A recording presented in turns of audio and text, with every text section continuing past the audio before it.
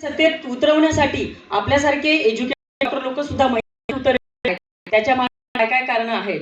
आता ज्या वेळेला माझं वैयक्तिक मत आहे, ज्या वेळेला आपण ह्या सगळ्या गोष्टी सांगत असतो किंवा ज्या वेळेला ही मतदानाची लहर आहे, त्या ठिकाणी सत्यता आणि असत्यता याचा सामना सुरू असतो. तो सामना ज्या वेळेला सत्य दोन घरं फिरून होतं, त्यावेळेला असत्य हे गावभर फिरून आलेलं असतं.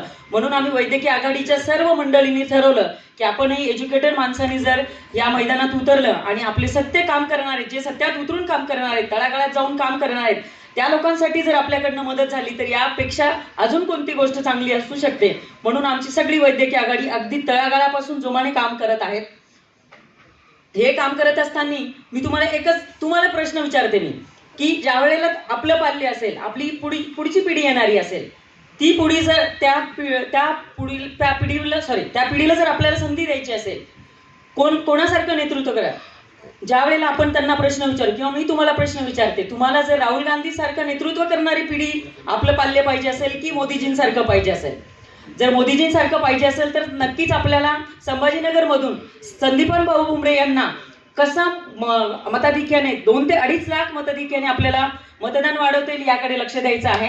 आपल्यासाठी ही गोष्ट एकदम इझी आहे, कारण जो सामान्य कार्यकर्ता असतो त्या सामान्य कार्यकर्त्याला लोकांच्या दारात जाऊन प्रचार करावा लागतो, घरोघरी जाऊन प्रचार करावा लागतो. आमची पण टीम भाऊ घरोघरी जाऊन प्रचार करते. पण आमच्यासाठी सोयीस्कर असं की जो पण मतदार आहेत किंवा जो वोटिंग पीपल्स आहेत ते आमच्याकडे येत असतात. ज्या वेळेला ओपीडीला बसतात, कमीत कमी एक डॉक्टर आपला 35 ते 40 हजार लोकसंख्येचा किंवा वोटिंगचा धनी असतो. म्हणून आम्हाला ते सोपं जाते की डॉक्टर लोकांना कन्व्हिन्स करणं, आणि डॉक्टर लोकांना कन्व्हिन्स करण्यासाठीच हा मेळावा इथे आयोजित केलेला आहे. तर या अनुषंगाने मी आपल्या सर्वांना विनंती करते की आपल्या सर्वांचं स्वप्न असेल की नक्कीच मोदीजींसारखं आपलं नेतृत्व करणारं आपलं पाल्य बनलं पाहिजे. तर या अनुषंगाने मी आपल्या सर्वांना विनंती करते, आव्हान करते की या प्रसंगी जास्त वेळ न घेता संदीपान भाऊ भुमरे यांना जास्तीत जास्त मताने कसं आपल्याला निवडून देता येईल आणि त्याच अनुषंगाने आपल्याला मोदीजींचे हात बळकट करून कसा परत सशक्त भारत बघता येईल या अनुषंगाने मी तुम्हाला इथे विनंती करण्यात आली आहे. माझ्या विनंतीला मान देऊन आपण सर्व 7 तारखेला आपल्या घरातील व्यक्तींसहित कमीत कमी 13 तारखेला तिकडे सॉरी 13 तारखेला आपल्या घरातली सर्व व्यक्तींसहित कमीत कमी 15 ते 20 लोक आपल्यासोबत कसे वोटिंग बूथ वरती येतील हे बघणं गरजेचं आहे.